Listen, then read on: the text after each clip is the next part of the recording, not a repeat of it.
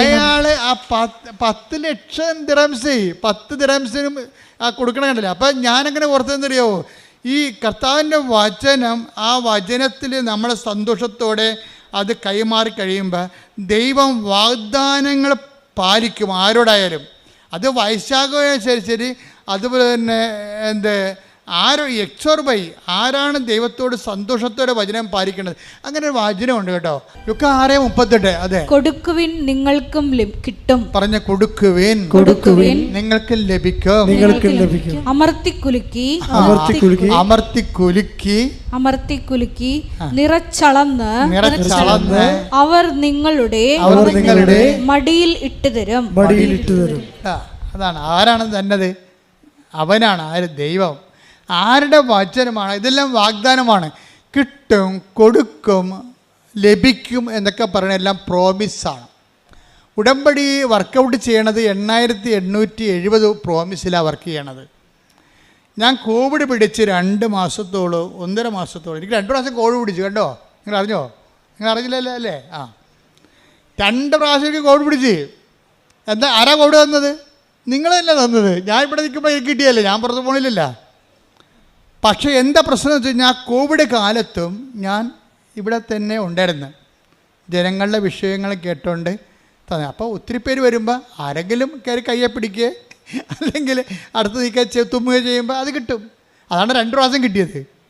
അപ്പോൾ ആദ്യത്തെ പ്രാവശ്യം കിട്ടിയപ്പോൾ 1.5 മാസം ഞാൻ കിടന്നുപോയി. കാര്യം 1.5 മാസം ഞാനും വിജയകുമാർ മാത്രം എൻ്റെ കയ്യിലും ഉണ്ട്.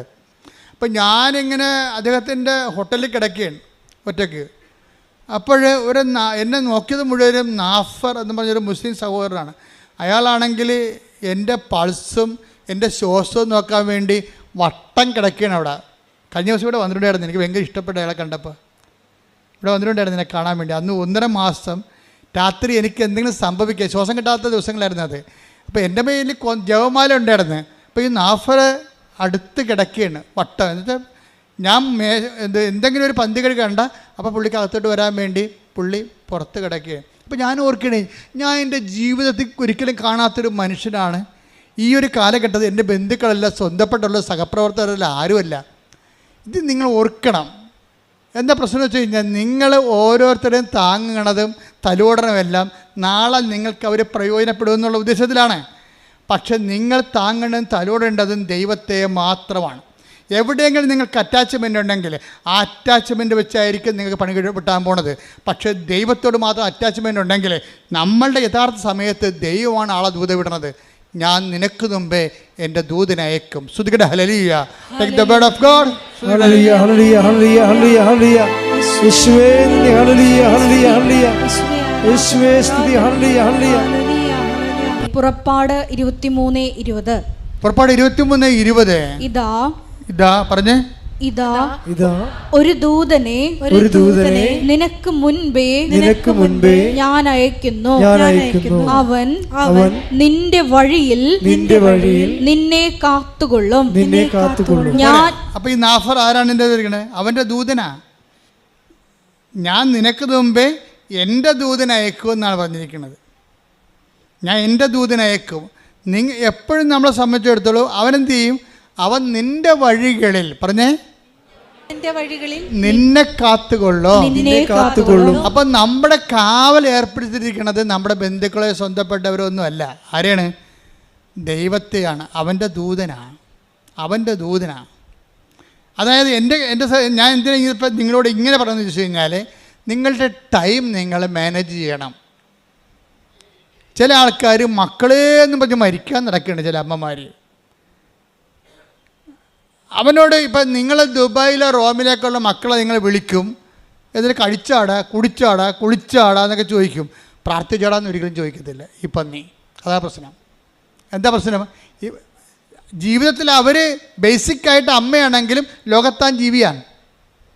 അത് കാരണം അവളുടെ ആധ്യാത്മികതയെക്കുറിച്ച് അവർക്ക് കൺസെപ്റ്റ് ഇല്ല. എന്താ കാര്യം? ഇതിനാണ് ഈ അറ്റാച്ച്മെൻ്റ് എന്ന് പറയുന്നത്. ദൈവത്തെ മാറ്റി നിർത്തിക്കൊണ്ടുള്ള ബന്ധങ്ങളുടെ പരിപോഷണങ്ങളും ഒരു പക്ഷേ നാളെ നിങ്ങൾക്ക് ഒരു മൈനറായിട്ടുള്ള ഒരു കൺസോലേഷനിലൂടെ പോകത്തുള്ളൂ. ദൈവത്തെ മേജർ മിറക്കിൾസിനെ കുറിച്ചാണ് ഞാൻ സംസാരിക്കുന്നത്. മേജർ മിറക്കിൾസ് എന്ന് പറഞ്ഞാൽ ഞാനെന്താ 12 കൊല്ലം ഈ വിജയകുമാറിൻ്റെ ഹോട്ടൽ വിൽക്കാൻ വേണ്ടി ഞങ്ങൾ ഒരുമിച്ച് പ്രാർത്ഥിച്ച 12 കൊല്ലം. കാര്യം ഇത് മുഴുവൻ റിലയൻസിൻ്റെ ലോൺ എടുത്തിട്ട് ചെയ്യണതാണ്.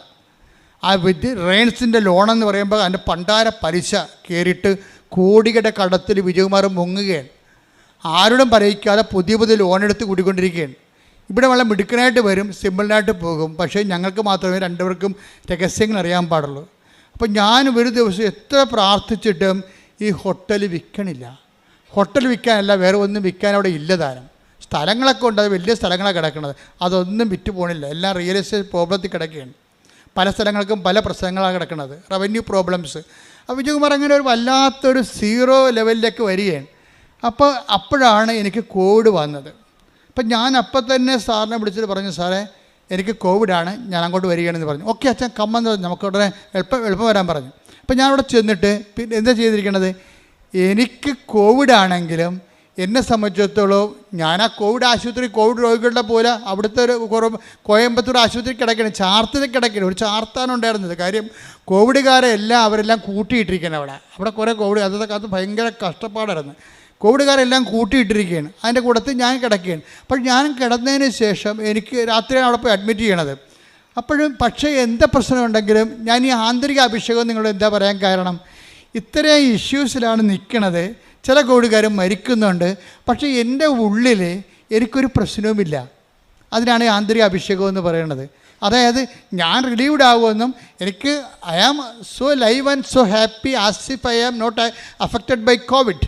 അതായത് ഇത് സംഭവിക്കാത്ത പോലെ ഞാൻ കോവിഡ് അഫക്റ്റഡ് അല്ലാത്തതുപോലെ ഞാൻ ഹാപ്പിയാണ്. രാത്രി പിന്നെ വ്യത്യാസം 3 മണിയായപ്പോൾ എന്നെ മുറിയിലോട്ട് മാറ്റി 36 മണിക്കൂർ കഴിഞ്ഞപ്പോൾ എന്നെ വീണ്ടും ഹോട്ടലിലോട്ട് മാറ്റി. അപ്പോൾ ഈ സമയങ്ങളെല്ലാം എൻ്റെ കൂടെ ജപമാല ഇരിക്കണം.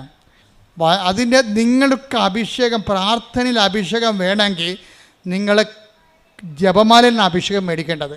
അതിൻ്റെ കാരണം വെച്ച് കഴിഞ്ഞാൽ ഏത് കാട്ടിലും ഏത് കോവിഡിലും കിടന്നുകൊണ്ട് നിങ്ങൾക്കത് പ്രാർത്ഥിക്കാൻ പറ്റും. ഇത്തിരി ഓർമ്മ മതി. എന്താണ് ജപമാലയ്ക്ക് വേണ്ടിയുള്ള ഇൻവെസ്റ്റ്മെൻ്റ് എന്ന് പറഞ്ഞു കഴിഞ്ഞാൽ ഒരു പൊടിക്ക് ഓർമ്മ, അത്രയേ ഉള്ളൂ. ജപമാല ചെല്ലാൻ നിങ്ങൾക്ക് എന്ത് വേണമെന്ന് വെച്ച് കഴിഞ്ഞാൽ ഒരു പൊടിക്ക് ഓർമ്മ മതി. എനിക്ക് ഓർമ്മയുണ്ട്, ഞാൻ മരിച്ചിട്ടില്ല എന്നുള്ളൊരു ബോധം മതി നിനക്ക് ഒരു ജപമാല ആക്ടിവേറ്റ് ആകാൻ. അപ്പോൾ ഞാൻ ഈ ജപമാല എഴുതിക്കൊണ്ടിരിക്കുകയാണ്. 1 മണിക്കൂർ, ഒരു ദിവസം 10-40 ജപമാല ചെല്ലും. കിടക്കാനല്ല, ചുമയുള്ള കാരണം ഇങ്ങനെ കിടക്കാൻ പറ്റും, ഇങ്ങനെ താങ്ങിയിരിക്കുകയല്ലേ. അപ്പോൾ ഇരുന്നുകൊണ്ട് ജപമാല ചെല്ലുകയാണ്. ജപമാല ചൊല്ലി ഒരു ദിവസം സാറ് കയറി വന്ന് മുറി. ഇപ്പോൾ സാറിനാണെങ്കിൽ കോവിഡാണെങ്കിൽ സാറിന് അങ്ങനെ പേടിയൊന്നുമില്ല. സാർ എൻ്റെ അടുത്ത് ഇരുന്ന് സംസാരിക്കുകയാണ്. എന്നോട് പറഞ്ഞ്, അച്ഛാ കടം ഇത്തിരി പ്രശ്നമാകുന്നുണ്ട്, ഈ സംഭവം ഒന്ന് ഡിസ്പോസ് ആയാൽ മാത്രമേ, അതായത് ഹോട്ടലാണേ, ഡിസ്പോസ് ആയാൽ മാത്രമേ നടക്കത്തുള്ളൂ. ഞാൻ പറഞ്ഞു, ഈ ദിവസങ്ങൾ ഞാനത് പറയേണ്ട സ്ഥലത്ത് പറഞ്ഞിട്ടുണ്ട്. കാര്യം ഇപ്പോൾ കോവിഡ് പിടിച്ച് രോഗം പിടിച്ച് എന്നിട്ടും ഉള്ള ബോധത്തിൽ പ്രാർത്ഥിക്കുന്നതിനേക്കാൾ വലിയ പ്രാർത്ഥനയിലില്ല. കർത്താവ് കുരിശിൽ കിടന്ന് പ്രാർത്ഥിക്കുന്ന പോലെയുള്ള ഈ പ്രാർത്ഥനയുടെ മൂല്യം കൂടുന്നുണ്ട്. രോഗിയായിട്ട് പ്രാർത്ഥിക്കുമ്പോൾ ഉണ്ടാകുന്ന പ്രശ്നം അതാ, പ്രാർത്ഥനയുടെ മൂല്യം കൂടും. പണ്ട് നമുക്ക് ആരോഗ്യത്തോടെ ഇരുന്ന് പ്രാർത്ഥിക്കുമ്പോൾ ഒരു കൊന്തയ്ക്ക് 10 പോയിൻ്റ് ആണെങ്കിൽ നമ്മളൊരു വലിയ പിടിച്ച് പ്രാർത്ഥിക്കുമ്പോൾ കൊന്തയ്ക്ക് 40 പോയിൻ്റ് ആകും. അതെപ്പോഴും നമ്മൾ ഓർത്തേക്കണം. പ്രാർത്ഥനയുടെ മൂല്യം അത് ഏത് ശാരീരിക മാനസിക അവസ്ഥയിൽ പ്രാർത്ഥിക്കുന്നതെന്നാണ്. അതായത് നിങ്ങൾക്ക് പ്രാർത്ഥന വരം കുറവാണെങ്കിൽ തീർച്ചയായിട്ടും ഈ സെക്ഷനിൽ പ്രാർത്ഥിക്കാൻ പറ്റത്തില്ല. ഇപ്പം ഇവിടെ നമ്മൾ ആദ്യം പറഞ്ഞ ജിൻസിയില്ലേ, ജിൻസി എന്നാ പറയണമെന്ന് വെച്ച് കഴിഞ്ഞാൽ, ജിൻസിയുടെ ഭർത്താവിന് കിഡ്നി അസുഖമാണെന്ന് കേട്ടപ്പോൾ തന്നെ ജിൻസി എന്താ പറയണത്, എനിക്കിപ്പോൾ പിന്നെ പ്രാർത്ഥന ഒന്നും ഓർമ്മയില്ലെന്നാണ് പറയണത്. അതായത് ഭർത്താവിന് കിഡ്നിയുടെ അസുഖമാണെന്ന് ഡയഗ്നോസ് ചെയ്തപ്പോൾ തന്നെ പിന്നെ എന്താ പറയണത്, എനിക്ക് പ്രാർത്ഥന ഒന്നും ഓർമ്മയില്ല. ഞാൻ പറയണത് പരിശുദ്ധ പരമദിവ്യകാരുണ്യം എൻ്റെ മാതാവേ, പരിശുദ്ധ എന്താണ് പറയണത് നമുക്കൊരു പിടിയില്ല. പരിശുദ്ധ പരമദിവ്യകാരുണ്യം എൻ്റെ മാതാവേ. പ്രാർത്ഥനയെല്ലാം മറന്നുപോയി, വിശ്വാസപ്രമാണം മറന്നുപോയി, ജപമാല മറന്നുപോയി, പ്രാർത്ഥിക്കാൻ എന്ത് പ്രാർത്ഥന ആദ്യം പ്രാർത്ഥിക്കണം അറിയാൻ പാടില്ല, അതിൻ്റെ പ്രാർത്ഥനയുടെ സീക്വൻസ് മറന്നുപോയി, ക്രമമെല്ലാം തെറ്റിപ്പോയി. എൻ്റെ മാതാവേ എന്നുള്ളത് അത് ഒരു ചെറിയ മൈനർ പ്രാർത്ഥനാ അനുഭവമാണ്. പക്ഷേ നിങ്ങളുടെ ക്ലേശങ്ങൾ വർദ്ധിക്കുമ്പോൾ നിങ്ങൾ ബോധപൂർവം പ്രാർത്ഥിക്കാൻ കഴിഞ്ഞാൽ അതിന് പ്രാർത്ഥനാ വരമെന്ന് പറയും. എല്ലാവർക്കും ഉള്ളത് പ്രാർത്ഥനയാണ്, പ്രാർത്ഥനാ വരമല്ല. പ്രാർത്ഥനാ വരവെന്ന് പറയുന്നത് പ്രെയർ ഇൻ ഡിഫിക്കൽട്ട് ടൈംസിലാണ് പ്രാർത്ഥനാ വരവെന്ന് പറയുന്നത്. എല്ലാവർക്കും പ്രാർത്ഥന ചൊല്ലാൻ അറിയാം, അത് പക്ഷേ മേജർ ആയിട്ടുള്ള വിഷയം വന്നാൽ അതുകൊണ്ട് പ്രയോജനമില്ല വരും. തന്നെയല്ല, മേജറായിട്ടുള്ള പ്രശ്നം വന്നു കഴിഞ്ഞാൽ പ്രാർത്ഥന കിട്ടത്തില്ല, ചെല്ലാൻ കിട്ടത്തില്ല. അല്ല പറയാം, എനിക്ക് പ്രാർത്ഥന കിട്ടി, ഞാൻ എല്ലാ പ്രാർത്ഥനയും മറന്നുപോയി, ഡിലീറ്റായിപ്പോയി പ്രാർത്ഥന, ആവിയായിപ്പോയി പ്രാർത്ഥന. വിശ്വാസം ആവിയാവുകയും പ്രാർത്ഥന ഡിലീറ്റായും ചെയ്യുന്ന ഒരു ഭയങ്കര കാളരാത്രി. പക്ഷേ എനിക്കങ്ങനെ സംഭവിച്ചില്ല ശരിക്കും. ഞാനത് വളരെ ബോധത്തോടു കൂടി സന്തോഷത്തോടു കൂടിയാണ് ഈ ജപമാല ചൊല്ലിക്കൊണ്ടിരിക്കുന്നത്. അപ്പോഴാണ് സാറ് പറയണത് ഇങ്ങനെ ഒരു വിഷയമുണ്ട്. ഞാനത് പ്രാർത്ഥനയെ വെച്ചിട്ടുണ്ടെന്ന് പറയും. പക്ഷേ ഞാൻ അവിടുന്ന് ഒരു 2 ദിവസം കഴിഞ്ഞപ്പോൾ തന്നെ ഇത്രയും നാൾ സാറിൻ്റെ അടുത്ത് തന്നെ ഉണ്ടായിരുന്ന ഒരു വലിയ ഹോസ്പിറ്റലുണ്ട്, അവർക്കൊരു പ്രോജക്റ്റ് വന്ന് ആ ഹോസ്പിറ്റൽ എക്സ്പാൻഡ് ചെയ്യണമെന്ന്. അവരുടനെ സാറിനോട് വന്ന് ചോദിച്ചു, ഈ ഹോസ്പിറ്റൽ നിങ്ങളുടെ ഹോട്ടൽ കൊടുക്കുന്നുണ്ടോ എന്ന് ചോദിച്ചു. അപ്പോൾ കൊടുക്കുന്നുണ്ടെന്ന് പറഞ്ഞ്. അപ്പോൾ എന്നാ വിലയെന്ന് പറഞ്ഞ്. അപ്പോൾ സാറ് പറഞ്ഞ് ഇതിന് 22 കോടി എന്ന് പറഞ്ഞു. 22 കോടി എന്ന് പറഞ്ഞ്. 22 കോടി എന്ന് പറഞ്ഞെങ്കിലും അപ്പോൾ എൻ്റെ അടുത്ത് വന്ന് പറഞ്ഞ് 22 കോടി എന്നാണ് പറയണമെന്ന് പറഞ്ഞു. അപ്പോൾ നമ്മുടെ കടങ്ങളെല്ലാം പരിഹരിച്ച് കഴിഞ്ഞാൽ എന്ത് മിച്ചം ഉണ്ടാകുമെന്ന് എനിക്കൊരു ധാരണ ഉണ്ട്. അപ്പോൾ അതുകൊണ്ട് സാറിനോട് പറഞ്ഞു, സാറേ എത്ര കുറച്ചാലും 18 താഴെ കുറക്കാൻ പറ്റത്തില്ലെന്ന് പറഞ്ഞു. അപ്പോൾ എന്താ വെച്ചാൽ ആ അത്രയും സംഭവം നമുക്ക് കിട്ടുമെന്നൊരു ബോധമല്ല നമുക്കുള്ളത്, ഒരു ബോധമാണുള്ളത്. പക്ഷേ ആ ഒരു ആഴ്ച തന്നെ ഞാൻ അവിടുന്ന് എഴുന്നേറ്റ് പോകണമെമ്പോൾ തന്നെ ഒരു കെട്ട് പൈസയുമായിട്ട് സാറ് വന്നു. എന്താ കാര്യം? അഡ്വാൻസ് തന്നതാണ്. കുറച്ച് ക്യാഷും കുറേ ചെക്കുമായിട്ട് അവിടെ നടക്കണതാണ്. എന്ന് വെച്ച് കഴിഞ്ഞാൽ ഞാൻ നിങ്ങളുടെ ഈ അനുഭവങ്ങൾ എന്താ പറയുന്നത് വെച്ച് കഴിഞ്ഞാൽ, നിങ്ങളുടെ ക്ലേശകാലങ്ങളിൽ നിങ്ങളുടെ പ്രാർത്ഥനയുടെ മൂല്യം കൂടുന്നത് നിങ്ങൾ മനസ്സിലാക്കണം. അല്ലാതെ ഞാൻ ഉടമ്പടി എടുത്തല്ല, ദൈവം എനിക്കിട്ടെന്താ ഇങ്ങനെ ചെയ്തത്, ഉടമ്പടി എടുക്കാത്തവളൊക്കെ വെള്ളം അടിച്ച് സുന്ദരമായിട്ട് നടക്കണം, കല്യാണം കെട്ടിയും ഒക്കെ നടക്കണം, എനിക്ക് മാത്രമാണ് പ്രയാസമെന്ന് നിങ്ങൾ പറയരുത്. നമ്മളുടെ നിലപാട്, ഞാൻ 12 കൊല്ലം ആ ഹോട്ടൽ വിൽക്കാനുള്ള ഒത്തിരി പ്രശ്നങ്ങളുണ്ട്. ആ ഹോട്ടൽ ഉദ്ഘാടനം ചെയ്തപ്പോൾ ഞാൻ പറഞ്ഞു, സാറേ എന്ത് കടം കൊണ്ടായാലും ഇതിന് ഫ്രണ്ടിലുള്ള സ്ഥലം എടുത്തില്ലെങ്കിൽ നമ്മൾക്ക് ഈ ഹോട്ടൽ റൺ ചെയ്യാൻ പറ്റത്തില്ല. അപ്പോൾ എന്നോട് ചോദിച്ചത് എങ്ങനെ എടുക്കും, ഫ്രണ്ടിലുള്ള സ്ഥലത്തൊക്കെ കോയമ്പത്തൂർ ഭയങ്കര വിലയാണ്. ഞാൻ പറഞ്ഞ് കടം മേടിച്ചാലും എടുക്കേണ്ടി വരുമെന്ന് പറഞ്ഞ്. കാര്യം എൻ്റെ മനസ്സിൽ അന്ന് സാറിൻ്റെ വൈഫിനോട് ഞാൻ പറഞ്ഞ്, ഇന്നല്ലെങ്കിൽ സാററിയണ്ട, ഇന്നല്ലെങ്കിൽ നാളെ നമുക്കിത് വിൽക്കേണ്ടി വരുമെന്ന് പറഞ്ഞു. അത് പറഞ്ഞിട്ടാണ് ഞാൻ വെഞ്ചരിച്ചിട്ട് പോരണത്. വെഞ്ചരിക്കുകയും ചെയ്തിട്ട് ഒട്ടൻ്റെ വിൽപ്പനയും തീരുമാനിച്ചിട്ടാണ് പോരണത് അവിടുന്ന്. എന്താ കാര്യം? അതാണ് എൻ്റെ കിടപ്പെന്ന് എനിക്കറിയാം. അപ്പം ഞാൻ ചെയ്ത് നോക്കുന്ന റവന്യൂ പ്രോബ്ലംസ് ഒന്നും ഉണ്ടാകരുത്, അതുകൊണ്ടാണ് അത് സേഫ് ആക്കണം അത്രയും സ്ഥലം. അത് നമുക്ക് ആരെങ്കിലും കൊടുത്താൽ എടുക്കണം, അവർക്ക് നാളെ പണി വരരുത്, അങ്ങനെ കറക്റ്റ് ചെയ്ത്. അപ്പോൾ പക്ഷേ ഇത്രയും 12 കൊല്ലമായിട്ട് നടക്കണില്ല. അപ്പം നിങ്ങളെന്താ ചെയ്തിരിക്കണമെന്ന് വെച്ച് കഴിഞ്ഞാൽ, നിങ്ങളുടെ മൂല്യം വർദ്ധിത, നിങ്ങളുടെ പ്രാർത്ഥനയ്ക്ക് മൂല്യം വർദ്ധന ഉണ്ടെങ്കിൽ നിങ്ങളിപ്പം നിലവിലുള്ള കുരിശിനെയൊക്കെ അക്സെപ്റ്റ് ചെയ്യണം. അതെപ്പോഴും ഭയങ്കര സീരിയസ് വിഷയമാണ്. നിങ്ങൾ കുരിശിനെ റിജക്റ്റ് ചെയ്യണത്, അപ്പോൾ നിങ്ങളുടെ മൂല്യം പോകും. ഇപ്പം നിങ്ങളുടെ മകൻ, നിങ്ങളുടെ മരുമകൾ നിങ്ങളുടെ കഴുത്തേക്കാരൻ്റെ പാർട്ടിയാണ്, അല്ലെങ്കിൽ അവൾ തന്നെത്താനായിട്ട് അവൾ വീട്ടിൽ പോയി നിൽക്കുകയാണ്, എന്നിട്ട് നിങ്ങളെക്കുറിച്ച് പറയണത് നിങ്ങൾ അവരെ തള്ളി പുറത്താക്കിയതാണ്, നിങ്ങളുടെ സ്വർണ്ണമൊക്കെ അവളുടെ സ്വർണ്ണമൊക്കെ നിങ്ങളെടുത്തെന്നായിരിക്കും പറയണത്. അവളുടെ സ്വർണ്ണമൊക്കെ നിങ്ങളെടുത്തെന്നും പറഞ്ഞ് അവൾ വീട്ടിൽ പോയി നിൽക്കുകയാണ്. അവൾ വീട്ടിൽ പോയി നിൽക്കണതിന് നാട്ടുകാരോട് പറയാൻ ഒരു കാരണമാണ്. ഇപ്പം നിങ്ങൾക്കെന്ത് പറ്റി? മകൻ്റെ ജീവിതം പോയി, നിങ്ങൾ കള്ളിയുമായി, അവളുടെ സ്വർണ്ണം അടിച്ച് മാറ്റിയ കള്ളിയുമായി നിങ്ങൾ ആകപ്പാട്. അപ്പം നിങ്ങൾക്ക് വൈരാഗ്യവും വിദ്വേഷമേ കൂടത്തുള്ളൂ. അതല്ല, ആ കുരിശിനെ നിങ്ങൾ ക്രിസ്തുവിൻ്റെ നാമത്തിൽ അക്സെപ്റ്റ് ചെയ്യണം. അവൾ എന്തും പറഞ്ഞോട്ടെ, എൻ്റെ മകൾ നാളെ ശരിയായിക്കൊള്ളും, അല്ലെങ്കിൽ കർത്താവ് അവളെ ശരിയാക്കും. അതിൻ്റെ പേരിൽ നിങ്ങൾ പുതിയ പാപിയായിട്ട് മാറരുത്. പിന്നീട് പറഞ്ഞു കേട്ടില്ലേ, നിങ്ങളുടെ മൂല്യം വർദ്ധിപ്പിക്കാൻ തരുന്ന ഉടമ്പടി കാലം എന്ന് വെച്ചാൽ ഉടമ്പടി ഒരു ജീവിത രീതിയാണ്, അല്ലാതെ അതൊരു പ്രാർത്ഥനാ രീതിയല്ല. ഉടമ്പടിയുടെ ഒരു ജീവിത രീതി, അതിന് ഉടമ്പടിയുടെ തനത് നിലപാടുണ്ട്, തനത് സമീപനമുണ്ട്, എല്ലാ വിഷയങ്ങളും. ഇതിനാണ് മാതാവ് സെപ്റ്റംബർ 7 ഡിസ്പോസിഷൻ എന്ന് പറഞ്ഞത്. ഇത് ഫയറാകുന്ന ഡിസ്പോസിഷൻസ് എന്ന് പറഞ്ഞതിൻ്റെ കാരണം അതാണ്. അപ്പോൾ ഈ മനുഷ്യന് എന്തുകൊണ്ടാണ് ഇപ്പം നമ്മൾ വൈശാഖിൻ്റെ കാര്യം തന്നെ എടുക്കാം. വൈശാഖിന് ഇപ്പോൾ എത്ര 10 ലക്ഷം ദിർഹംസാണ് കിട്ടിയിരിക്കണം. 10 ദിർഹംസിന് പകരം ഉടനെ കമ്പനി അവനെ രണ്ടാമത് തിരിച്ചെടുക്കുകയും ചെയ്ത് അവന് 10 ലക്ഷം ദിർഹംസ് അവൻ്റെ ചികിത്സയ്ക്ക് വേണ്ടി ഇട്ട് കൊടുത്തപ്പോൾ അവൻ്റെ ലോണെല്ലാം അടച്ചു തീർത്ത്. നല്ല കാശായിരുന്നു ഇതിൻ്റെ ഓപ്പറേഷനെ. ആ ലോണെല്ലാം അടച്ചു തീർത്ത് കഴിഞ്ഞപ്പോൾ കുറച്ച് കഴിഞ്ഞപ്പോൾ ജോലി ചെയ്തുകൊണ്ടിരിക്കുന്ന സമയത്ത് വേറൊരു സംഭവം, ഇത്രയും നാൾ കിട്ടായിരുന്ന ഇൻഷുറൻസ് മുഴുവനും പാസ്സായി. ഒരു മനുഷ്യൻ 10 ദിർഹംസ് കൊണ്ട് കോടിക്കണക്കിന് രൂപയുടെ ആസ്തിയിലേക്ക് വരികയാണ്. എപ്പോഴും വിചാരിക്കേണ്ടത് നിങ്ങൾ ചെയ്യണത് ഇത് കിട്ടുമെന്ന് ഓർത്തിട്ടാണ് വൈശാഖ് ചെയ്തത് അല്ല. ഞാനിങ്ങനെ പറയണതുകൊണ്ട് ഇങ്ങനെ കിട്ടുമെന്ന് ഓർത്തോട്ട് നിങ്ങൾ ചെയ്യരുത്. നിങ്ങൾ ചെയ്യേണ്ടത് കർത്താവ് എന്നെ സംരക്ഷിക്കും, ഞാൻ നിനക്ക് മുമ്പേ എൻ്റെ ദൂതനയക്കും, അവൻ നിന്നെ കാത്തുകൊള്ളുന്ന സംഭവിക്കുക. അത് കർത്താവിൻ്റെ നിങ്ങൾ ദൈവത്തിന് വേണ്ടി ചെയ്യുമ്പോൾ ദൈവത്തിൻ്റെ കാവല് സംരക്ഷണം നോക്കുക. Take the read it again. ശ്രുതിക്കട്ടെ ഹല്ലേലൂയ. ഇതാ ഒരു ദൂതനെ നിനക്ക് മുമ്പേ ഞാൻ അയക്കുന്നു. ഇതാ ഒരു ദൂതനെ നിനക്ക് മുമ്പേ ഞാൻ അയക്കുന്നു. അവൻ നിന്റെ വഴിയിൽ നിന്നെ കാത്തുകൊള്ളും. Praise the Lord. അപ്പം നിന്റെ വഴികളിൽ ജീവിത വഴിയാണ് ഉദ്ദേശിക്കുന്നത്, അല്ല കൃപാസനത്തിൽ വന്നിട്ട് വീട്ടിൽ പോയ വഴിയല്ല ഉദ്ദേശിക്കുന്നത്. നിന്റെ വഴിയെന്ന് പറഞ്ഞാൽ എന്താണ്? നമ്മളെ നിത്യത വരെയാണ് നമ്മുടെ വഴിയുള്ളത്. ഒരു വിശ്വാസിയെ സംബന്ധിച്ചിടത്തോളം അവൻ്റെ വഴി എവിടെ നിന്നാണ്? നിത്യത വരെ കിടക്കണം ആ വഴി. അപ്പം നിന്റെ വഴികളിൽ എന്തു ചെയ്യും?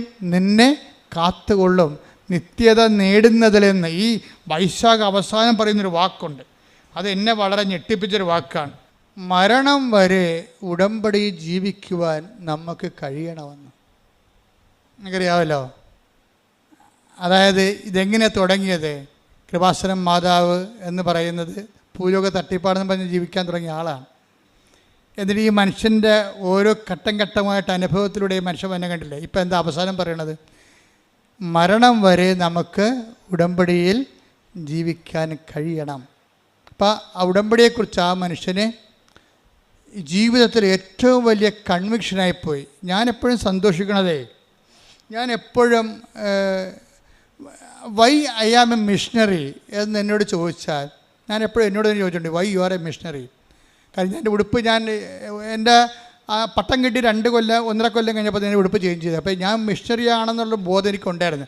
എന്നാൽ ഇടവക ജീവിക്കുമ്പോൾ തന്നെ ഒരു മിഷൻ കോൺഗ്രിഗേഷനിൽ പോയി ചേരേണ്ട കാര്യമൊന്നുമില്ല.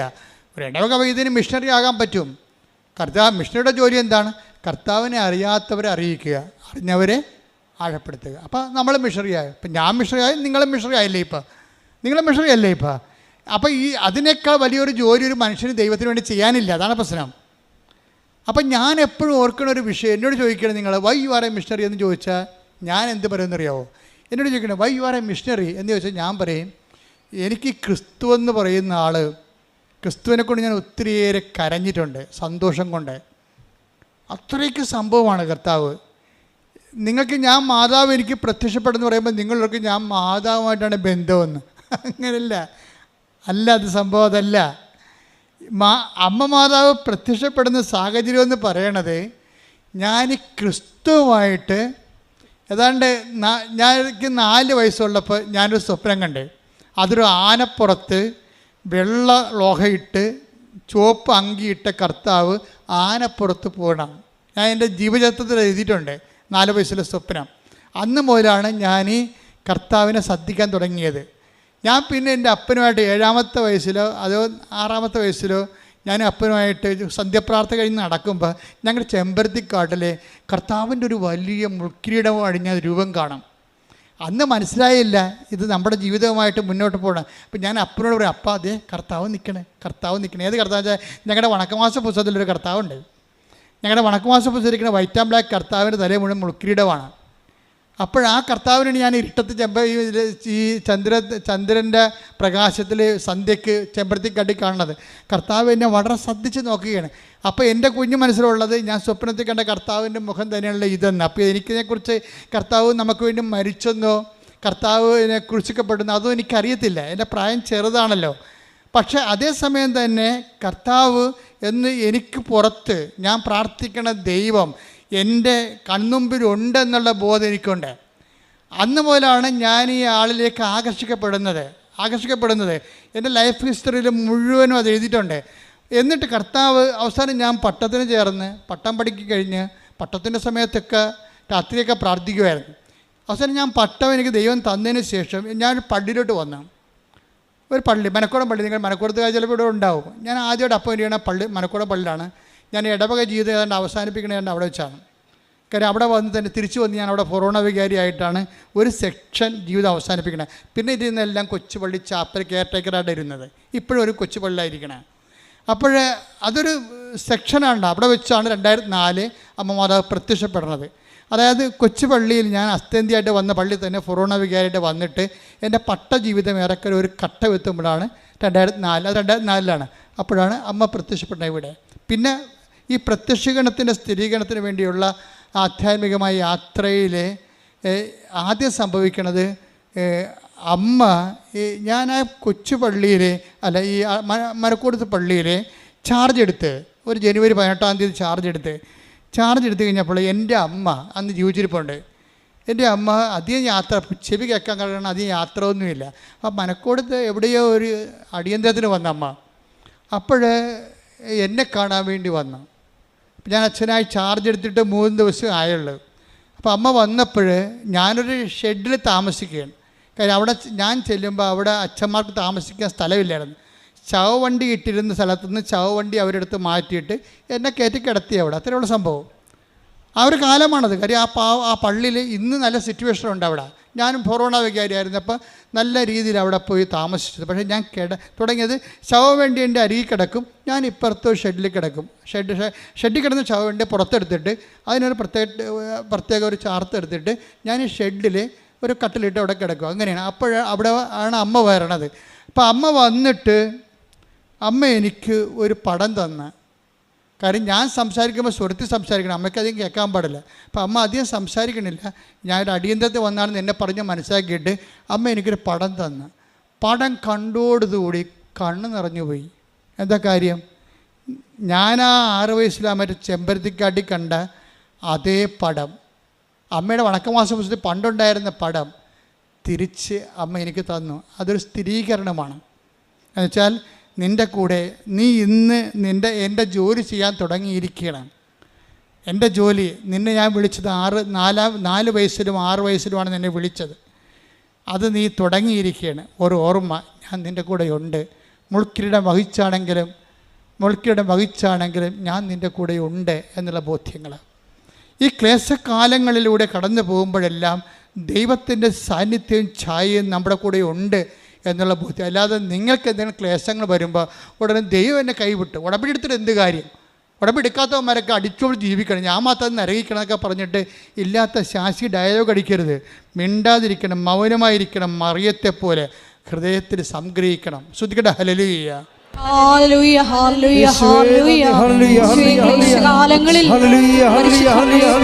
അപ്പോൾ ഇതൊക്കെ ആക്സിഡൻ്റലായിട്ട് സംഭവിച്ചാണെന്ന് നിങ്ങൾ പറയരുത്. നമ്മുടെ ജീവിതത്തിൽ ഒന്നും അങ്ങനെ ആക്സിഡൻ്റലായിട്ട് സംഭവിക്കത്തില്ല. എല്ലാത്തിൻ്റെ പിന്നിൽ ദൈവത്തിൻ്റെ ഒരു കണക്ക് കൂട്ടലുണ്ട്. കാര്യം അമ്മ എനിക്ക് ഈ രൂപം തന്നപ്പോൾ ഞാൻ പെട്ടെന്ന് ഓർത്തത്, തലേ ദിവസം അവിടെ അർത്ഥിയിൽ തിരുമല ഭാഗത്ത് ഒരു മണിസാറുണ്ടായിരുന്നു. അപ്പോൾ മണിസാറിൻ്റെ അടുത്ത് പോയി പഠിക്കുന്ന ഒരു ഈഴവ സമുദായത്തിലൊരു സഹോദരനുണ്ടായിരുന്നു. എൻ്റെ വലിയ അടുത്ത ആത്മസുഹൃത്താണ്, ഇപ്പോഴും അങ്ങനെയാണ്. അപ്പോൾ ചിത്രൻ എന്നാണ് അദ്ദേഹത്തിൻ്റെ പേര്. ചിത്രൻ തലേ ദിവസം വന്ന് പറഞ്ഞു, അച്ഛാ മണിസാറിൻ്റെ ക്ലാസ്സിൽ എൻ്റെ ഡ്രോയിങ് കഴിഞ്ഞു, ഞാൻ ഇനി ഫീൽഡ് വർക്കിന് ജോലിക്ക് ഇറങ്ങാൻ പോകണമെന്ന് പറഞ്ഞു. അത് തലേ ദിവസം അമ്മ പറഞ്ഞതിന് തലേ ദിവസമാണ് ഇത് പറഞ്ഞത്. അപ്പോൾ അമ്മ പോയി കഴിഞ്ഞപ്പോൾ ഞാൻ ചിത്രനെ ഓർത്തു, ദൈവമേ ചിത്രം പെയിൻറ്റ് ചെയ്യുമില്ല, ചിത്രനെ വിളിക്കാമെന്ന് പറഞ്ഞു. അപ്പോൾ ചിത്രനോട് പറഞ്ഞു, എടാ എല്ലാം കൂടി എൻ്റെ അടുത്ത് 2000 രൂപയുണ്ട്. അന്നത്തെ 86 2000 രൂപയാണ്. ഇതാണ് എൻ്റെ ഉള്ളത്, അത് ഞാൻ നിനക്ക് തരാം. നീ എനിക്ക് ഈ ചിത്രം ഒരു ക്യാൻവാസിൽ വരച്ച് തരണമെന്ന് പറഞ്ഞു. അപ്പം അന്നത്തെ 2000 രൂപ എന്ന് പറഞ്ഞാൽ നിങ്ങൾക്കറിയാമല്ലോ, ഇന്നത്തെ ഒരു അന്ന് 86 ഇപ്പോൾ എത്രയോ വർഷം കഴിഞ്ഞ് 38 വർഷമായില്ലേ. അപ്പോൾ അന്നത്തെ 2000 രൂപയ്ക്ക് അതിൻ്റെ വില ഉണ്ട്. എത്രയാണെന്ന് എനിക്കറിയാൻ പാടില്ല, മൂല്യം ഇന്നത്തെ മൂല്യം എന്താണെന്ന് എനിക്കറിയാൻ പാടില്ല. ഞാൻ ആ ചിത്രത്തിന് 2000 രൂപ കൊടുത്ത് പറഞ്ഞു, ഇതൊന്ന് വരച്ച് തരാൻ പറഞ്ഞു. എന്താണ്? എനിക്കത് സൂക്ഷിക്കാൻ വേണ്ടിയാണ്. ഞാനത് സീരിയസ് ആയിട്ട് എടുത്തു. ദൈവം എൻ്റെ ജീവിതത്തിലൂടെ സഞ്ചരിച്ച് വന്ന് എത്തിയിട്ടുള്ള വഴികളെക്കുറിച്ച്. പിന്നെ ഞാൻ എന്ത് ചെയ്യണത്, ആ അന്നത്തെ കാലത്ത് വരപ്പിച്ചെടുത്ത ചിത്രം പിന്നെ ഞാൻ എന്ത് ചെയ്യണമെന്ന് വെച്ച് കഴിഞ്ഞാൽ, എല്ലാ ഇടവകയിൽ ചെല്ലുമ്പോഴും യാത്ര ട്രാൻസ്ഫർ ആകുമ്പോൾ എല്ലാ വണ്ടിയും പുസ്തകവും ചെടിച്ചട്ടിയും എല്ലാം കയറ്റി വിടും. പക്ഷേ ഞാൻ പോകുമ്പോൾ എൻ്റെ കാറിൽ ഈ ചിത്രം മടി വെച്ചുകൊണ്ടാണ് ഞാൻ പോണത്. അത് ഒരു ബന്ധമാണ് ശരിക്കും. എൻ്റെ കാറിൽ ചിത്രം ഉണ്ടാവും. എന്നിട്ട് ഞാൻ അവസാനം കൃപാസനം സ്ഥാപിച്ച് എനിക്ക് സ്വന്തമായിട്ടൊരു ഓഫീസായി ഇവിടെ. അപ്പോൾ ഇവിടെ ഞാൻ ഇപ്പോൾ ഒരു 10 കൊല്ലമായെന്ന് തോന്നി ഈ ഓഫീസായിട്ട്. ഓഫീസായപ്പോൾ എനിക്കൊരു സ്ഥിരപ്രതിഷ്ഠയുടെ ഓഫീസ് കിട്ടിയില്ല. ഞാൻ പിന്നെ കൊണ്ടുവന്ന് പടമെടുത്ത് എൻ്റെ പിന്നിൽ വെച്ചിട്ടുണ്ട്. ഇപ്പം നിങ്ങൾ എൻ്റെ മുറി കാണുമ്പോൾ ഇപ്പോൾ ആൾക്കാരെ കയറാൻ പറ്റില്ല, പണ്ട് കയറാൻ പറ്റുമായിരുന്നു. ആ മുറിയിൽ ആ പടം ഞാൻ ഇരിക്കണതിൻ്റെ ബാക്കിൽ ആ പടം വെച്ചിട്ടുണ്ട്. അപ്പോൾ എന്താ കാര്യം? ഇതൊരു ദൈവവുമായിട്ടുള്ള ബന്ധം ഒരിക്കലും നിങ്ങൾ ഒക്കേഷനിലാക്കരുത്. നിങ്ങൾ ഉടമ്പടിയിലാണെങ്കിൽ ഉടമ്പടി എപ്പോഴും ഞാൻ കൂടെയുണ്ടെന്ന് കാണിച്ചുകൊണ്ടിരിക്കും. പക്ഷേ ഇത് കണ്ടെത്താൻ കഴിയണം. കാര്യം ഉടമ്പടി എന്ന് പറയുമ്പോൾ നിങ്ങൾക്കറിയാമല്ലോ, വിശ്വാസം തന്നെ ആ ശരിക്കും നമ്മൾ ഇൻവെസ്റ്റഡ് വിശ്വാസമുണ്ട്. അത് നമ്മൾ ഒരു നമുക്ക് ഇൻവെസ്റ്റ്മെൻ്റ് ഇല്ലാത്ത വിശ്വാസമുണ്ട്. അപ്പം മാതാപിതാക്കന്മാരുടെ ഗ്യാരണ്ടിയിൽ നമ്മൾ വേണമെങ്കിൽ മാതാപിതാക്കന്മാർ ക്രിസ്ത്യാനികളായതുകൊണ്ട് നമുക്ക് വിശ്വസിച്ച് അങ്ങനെ ജീവിക്കാൻ പറ്റും. അപ്പോൾ നമ്മുടെ ഇൻവെസ്റ്റ്മെൻ്റ് ഇല്ല. പക്ഷെ നമ്മുടെ പേരിൽ കൂട്ടിയ വിശ്വാസമുണ്ട്. ഇപ്പോഴും പലർക്കും തന്നെ ഒരു കുഴപ്പം വെച്ച് കഴിഞ്ഞാൽ അവരുടെ മാതാപിതാക്കന്മാർ ക്രിസ്ത്യൻസ് ആയതുകൊണ്ട് അവരങ്ങനെ ക്രിസ്ത്യൻസായിട്ട് ജീവിക്കുന്നു. അപ്പം നിങ്ങളുടെ വിശ്വാസ പ്രമാണം എന്ന് പറയുന്ന സംഭവത്തിൽ നിങ്ങളുടെ പേരല്ല കിടക്കണത്. കാരണം നിങ്ങളുടെ പേര് കൂട്ടിയിട്ടില്ല. നിങ്ങളെ വിശ്വാസ പ്രമാണം എപ്പോഴും പേരിൽ കൂട്ടണം നമ്മൾ. എന്നിട്ട് നിങ്ങൾ തൻ്റെ പേര് സ്വന്തമായിട്ട് പിടിക്കണം. നിങ്ങളുടെ പേരിൽ അപ്പൻ്റെയൊക്കെ ഒന്ന് കിട്ടിയ വിശ്വാസമാകാം, അപ്പൂപ്പൻ്റെയൊക്കെ ഒന്ന് കിട്ടിയ വിശ്വാസമാകാം, തോമസ് ലിയെ ആരും ആയിക്കൊള്ളട്ടെ. അതൊന്നും പാരമ്പര്യമായിട്ട് ആശയപരമായിട്ട് ശരിയാണെങ്കിലും പ്രായോഗികമായിട്ട് ശരിയാകത്തില്ല. കാര്യം കർത്താവ് ചോദിക്കുന്നത് അങ്ങനെ തോമസ് ലിയായും ഫ്രാൻസിസ് സേവ്യറും അങ്ങനെ പലരും പല കാര്യങ്ങൾ എന്നെക്കുറിച്ച് പറയും. Whom do you say that I am? അതാണ് പത്രോസിനോട് ചോദിക്കുന്നത്. അങ്ങനെ പലതും പറഞ്ഞിട്ടുണ്ട്. പക്ഷെ ഞാൻ ആരാണെന്നാണ് നിങ്ങൾ പറയുന്നത്. അതാണ് പ്രശ്നം. നമ്മൾ പറയണം. അപ്പോഴാണ് നമ്മുടെ പേരിൽ കൂട്ടി തൻ്റെ പേര് പിടിക്കണത്. പിന്നെ നമ്മൾ ടാക്സ് അടച്ചുകൊണ്ടിരിക്കണം. ഈ ടാക്സ് അടക്കണം. ഇപ്പോൾ എനിക്ക് കോവിഡ് വന്നു. കോവിഡ് വിജയകുമാറിൻ്റെ പരിപാടി എന്താണ്? ഓരോ 3 ദിവസം കൂടുമ്പോഴും പുള്ളി 6000 രൂപ മുടക്കിയിട്ട് കോവിഡ് ടെസ്റ്റ് നടത്തുകയാണ്. വല്ല കാര്യമുണ്ടോ? അച്ഛൻ സുഖപ്പെട്ടാന്ന് അറിയാൻ വേണ്ടി ഈഗർനെസ് അനുസരിച്ചുകൊണ്ട് പ്രൈവറ്റായിട്ട് അങ്ങനെ ചെയ്യാൻ പാടില്ലാത്തതാണ്. പ്രൈവറ്റായിട്ട് എപ്പോഴും സിറം എടുത്തുകൊണ്ട് പോകും. എന്നിട്ട് സന്ധ്യയായപ്പോൾ റിപ്പോർട്ട് വരുമ്പോൾ വിജയകുമാർ സങ്കടപ്പെട്ട് വരും. അച്ഛാ ശരിയായിട്ടില്ല. ശരിയാകും അച്ഛാ എന്നു പറയും. അപ്പോൾ കോവിഡ് മാറില്ല. കാര്യം 40 ദിവസത്തിനുള്ളിൽ പുള്ളിക്കാരന് ഒരു 10-20 ടെസ്റ്റ് നടത്തിയിട്ടുണ്ട് കോവിഡിൻ്റെ. കാര്യം പുറത്ത് ടെസ്റ്റ് നടത്തണമെങ്കിൽ ഗവൺമെൻറ്റിൽ ഫ്രീ ആണ്. പുറത്ത് അതിൻ്റെ കിറ്റൊക്കെ വാങ്ങിക്കണ്ടേ. അതിന് 2800 രൂപയാണ് ചാർജ് ചെയ്യണത്. അങ്ങനെ 10-12 പ്രാവശ്യം പുള്ളി ടെസ്റ്റ് ചെയ്തിട്ടുണ്ട് ഈ സംഭവം. എന്നിട്ട് ശരിയായില്ല. എന്താ കാര്യം? ഈ സമയത്തെല്ലാം നമ്മൾക്ക് ഇൻവെസ്റ്റ് ചെയ്യണം. നമ്മൾ എന്നിട്ട് നമുക്ക് പ്രശ്നങ്ങളൊന്നുമില്ല. നമ്മളെ കർത്താവിൻ്റെ നാമത്തിൽ അത് ഏറ്റെടുക്കുന്നു. ഇത് ക്ലേശകാലമാണ്. കർത്താവ് പറയത്തില്ലേ, ഒരു ക്ലേശമായ കാലമുണ്ടാകും.